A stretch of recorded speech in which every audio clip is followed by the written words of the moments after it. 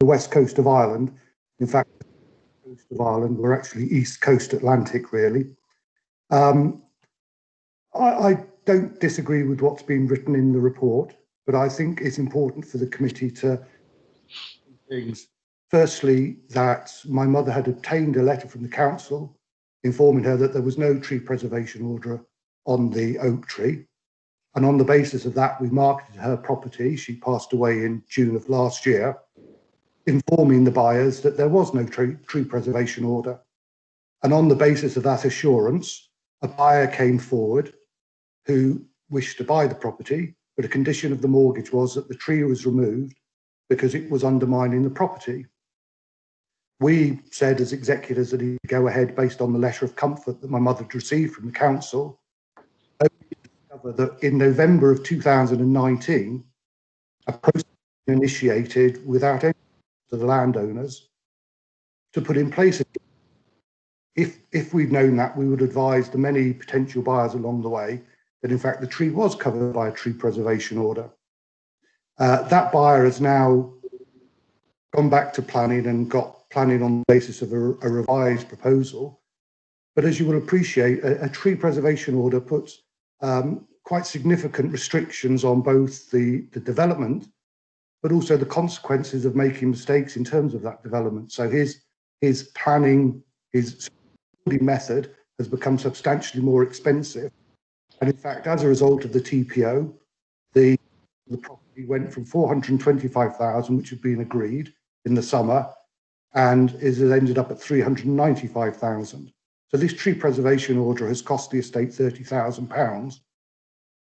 We offered at the time in the summer of 2020 to the council when this issue came to light that rather than imposing a tree preservation order, the restrictive covenant in the deeds, he had to be retained and couldn't be damaged. That struck me as a reasonable compromise. It should be highlighted that when the tree surgeons attended, we were right at that stage to have removed the tree. And in fact, there was a number of days before the TPO was, interim TPO was confirmed, when we could have removed the tree. We didn't do that because of the level of public, local disquiet.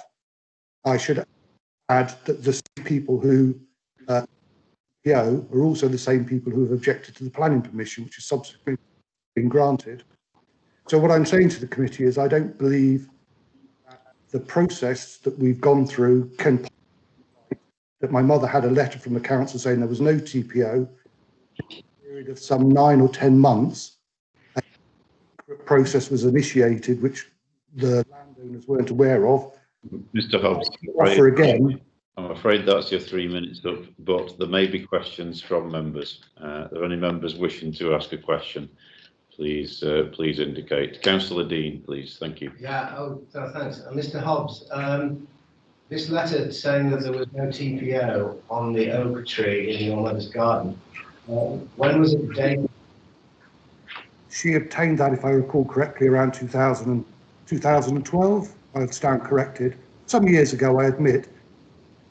It has no expiry date, and it has no warning that it shouldn't be used as a letter of comfort because the rules may change.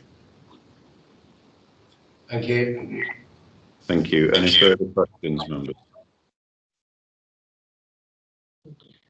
No. In that case, Mr. Hobbs, if I could ask you to turn off your camera and microphone now, but please do feel free to remain in the meeting if you wish. Thank you. So I'll now just go back to our officer and ask if there are any issues raised that you would like to come back on, Mr. Dale.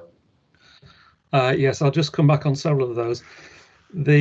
As far as I'm aware, the letter from the council saying there wasn't a TPO was actually issued 12 years ago. I've got a date, the 18th of September 2008. And that was correct at the time. There wasn't a TPO, and there hasn't been a TPO for until this has been made recently. So what more can I say about that? We were asked back in 2008, was there a TPO, and responded that there wasn't. It was a simple answer to a question. I don't see it as a letter of comfort to be used a number of years later. Mr. Hobbs has submitted a letter from a Mr. Roylance asserting that the tree is causing damage to the property. Mr. Roylance expresses an opinion, but it's not backed up by any direct evidence that the tree is causing damage. So we don't feel that we can, accept that at the minute there's any evidence whatsoever that the tree is causing damage to the property. And the fact that we don't alert people that we're making a TPO, we're not required to in law. And in fact, you can see the obvious problem with that. If we told people ahead of making a TPO that we're going to make one, then I'm sure people would act accordingly and take the trees down. Although in this case, and I think we're grateful Mr. Hobbs did not do this. Thank you. Thank you. So I can see that there are some members wishing to ask a question. So if I go to firstly Councillor Holland and then Councillor Mannion. Yes, thank you, Chair. Yeah, thanks, Mr. Dale, for the illumination of the facts here. I just wondered what came to light as to why a tree preservation was considered to be put on the tree, which didn't exist prior to 2008. Thank you. We mainly only put tree preservation orders on trees when trees of amenity value are under some kind of threat, either from development or a direct threat of trees being felled. And we assess the trees, we carry out an amenity assessment of the trees before we do that to form an opinion about whether the trees are worthy of protection. If we try to do that for all trees that might be worthy of protection across the borough, we'd need a very large team of officers and we'd have thousands of tree preservation orders. So we make them when it is necessary. We don't make TPOs unless there is some kind of threat to a tree, or unless we used to some time ago. If we might look at a wider area, but we just don't have the resources to do that anymore. Can I just ask one other question too, if I may?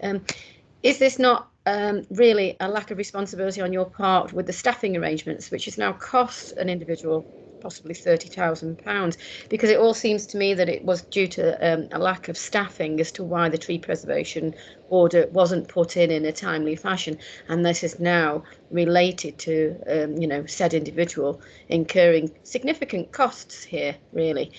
So I'm just wondered whether some clarity could be given to that, and also who is responsible for the tree. Should somebody be hurt, injured, or some damage to property, should there be an issue with it? Thank you. If I can deal with that last point first, a TPO is a restriction on the owner of the tree. The responsibility for the tree and the health of the tree rests with the owner. It doesn't rest with the local authority. But if an owner feels that a tree has become unsafe, they can obviously apply to have work done to the tree. In terms of the financial implications, that's not really a consideration. But I'd have to ask if the property was valued on the basis of the potential for planning permission that hadn't been granted. So, well, it's very difficult to answer that, but it's not. We're not required to make TPOs. We make TPOs to protect important trees. Yes, we were alerted at the time that the property was vacant, but there was no requirement on us to make a TPO on that time. We have a large number of requests for TPOs that we cannot meet because we do not have the staff resources to do that at this time. Thank you very much. Thank you. Councillor Mannion, please. Thank you. If we confirm this tree preservation order and evidence is subsequently provided that the tree is causing structural damage to the property, what's the next steps then? The owner can apply to have the tree felled or works done to alleviate that problem, and we would consider that application. And if there was clear evidence that the tree was causing damage to the property, then the most likely outcome is that we would agree to the tree being felled. Thank you. Thank you. Councillor Murphy, please. Could you just clarify one thing? Is the actual siting of the tree, is it in on the public highway, or is it in their garden? The tree is in the garden. It's the land in front of the rear fence to the garden. And when you decided that tree should have a preservation order on it, what was it that you thought it would be justified? I mean, did you take into account the context of the other trees, the condition of other trees? Were they, what was distinctive about this particular tree that it warranted a tree preservation order? Well, I think you can see from the photograph that it makes a significant. Well, sorry, could I just interrupt? I was going to ask you, because I couldn't very see much on that photograph we've just seen, so I wonder whether it could be shown up while you talk about it. Is it possible to? If Paul could assist, please. I can. Bear with me one moment.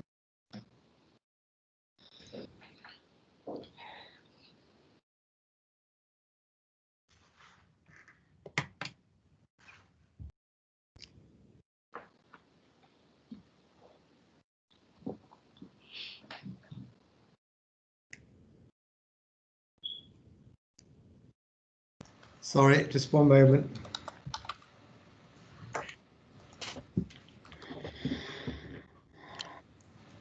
This is the type of thing that we need a site visit on in the old days.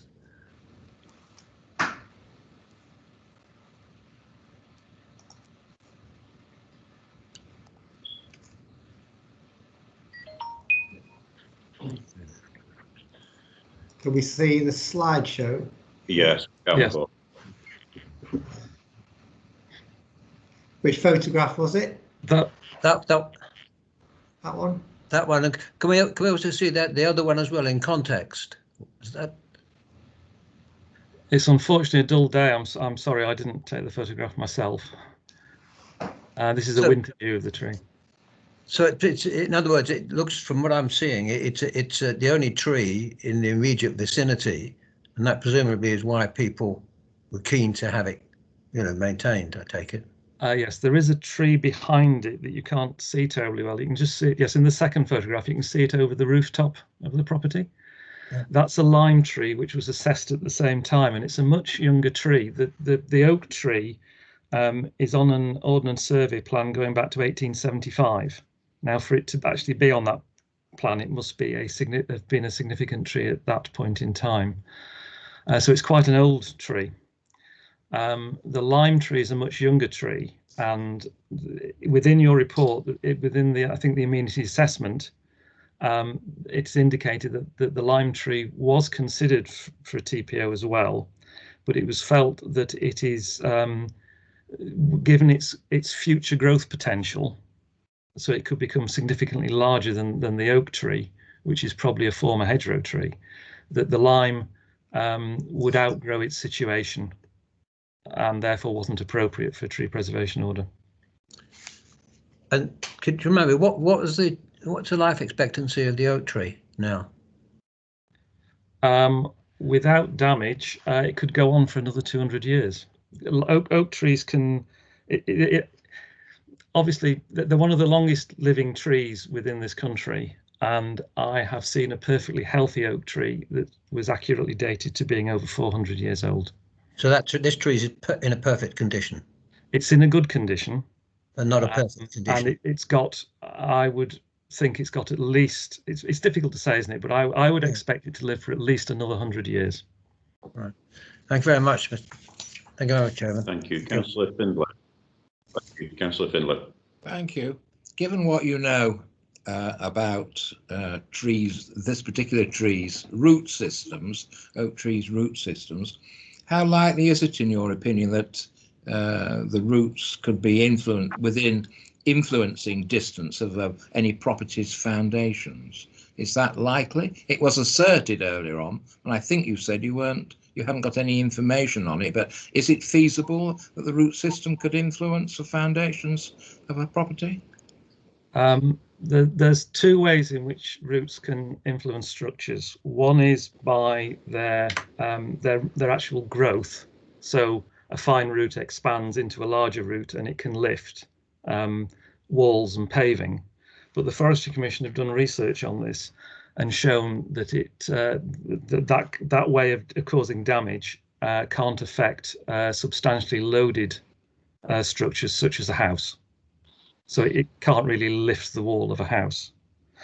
The other way is if the ground underneath the house is a shrinkable clay, then if the tree roots abstract water from the ground under the foundations and they cause a deficit in the moisture content, then the clay will shrink in response to that as the water is drawn out of it. And that can cause subsidence. But there is no indication in this case that the house is built on a shrinkable clay. And that, what you said, relates to taking into account the distances between the tree proper and the nearest property? No, the fine root system from this tree could well extend towards the house. Well, will do. It's about 6 meters away. Yeah. I can't see that from the diagram. No, you can't. Okay, thank you. Thank you. And Councillor Harewood, please.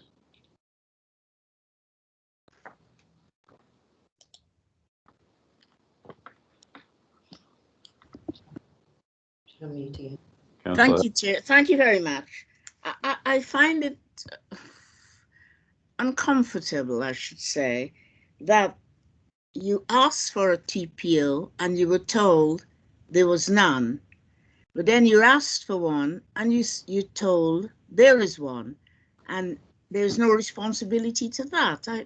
I find it quite odd that there's no responsibility for that former decision. It all rests with the occupant of the house.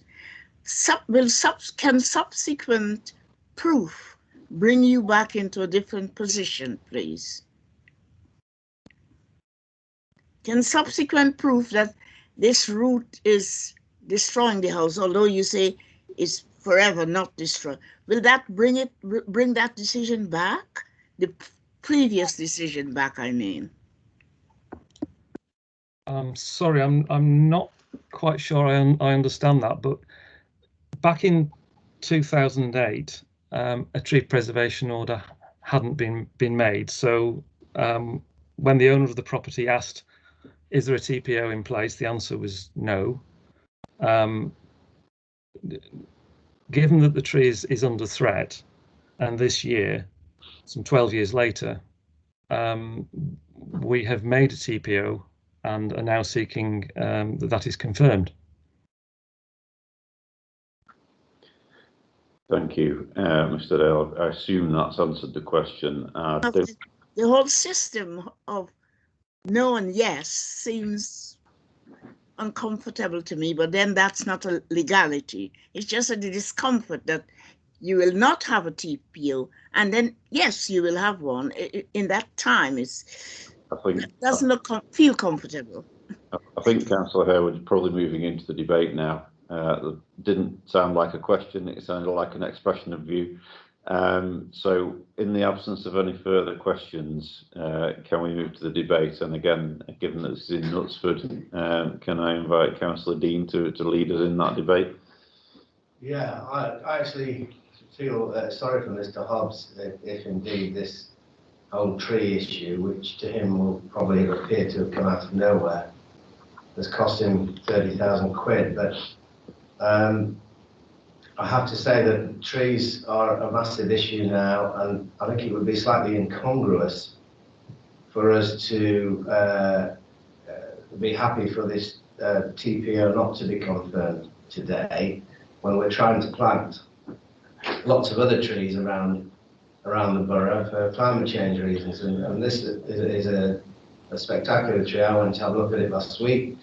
It is. It looked to me over 100 years old. That's been confirmed. It's 145 years old at least, and it looks in good condition. So I would be unhappy to accept the objections and remove the TPO.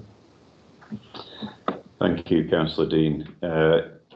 Yes, just to throw my thoughts in on this, I'm in agreement with what Councillor Dean's just said.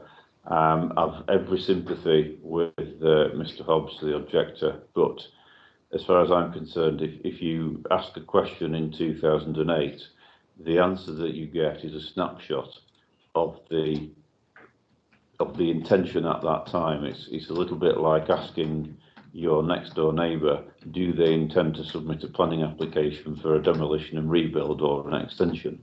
And if you ask them on one particular date, they may say, no, I've no intention. But 10 years later, the same property owner or even a different property owner may say, well, actually, over the passage of 10 years, I've thought about this and now I would like to put in a planning application. So the fact that the answer was no in 2008 and there's a different answer now, I don't really see personally as an issue. Things do change over time, and so whilst I understand and I'm mindful of the objector's circumstances, also, and I know from examples in my own ward of trees which have been subject to a TPO, but where they have been seen to be detrimental to the safety of an adjacent property, the planning authority has given permission for those trees on occasion to be felled in the interests of public safety and the safety of those properties. So the decision to confirm a TPO doesn't in perpetuity say that tree will never be capable of being pruned or felled. So I'm minded to confirm this TPO personally, I must say. Councillor Mannion. Yeah, I was just about to propose that, Chair. I propose that we confirm the TPO, and obviously if Mr Hobbs can provide evidence that the tree is causing structural damage to the property, or any subsequent owner of the property can provide. Obviously, the officer's information and advice is noted, but on the basis of what we're here today in the here and now, I propose we confirm the TPO. Thank you, Councillor Mannion. Can I ask, is that seconded, please?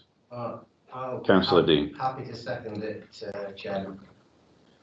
Thank you very much. Any further contributions? Councillor Murphy, please. Yes.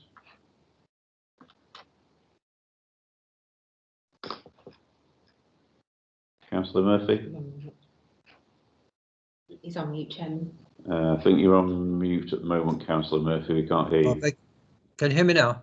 We can, yes. Right, sorry, I beg your pardon.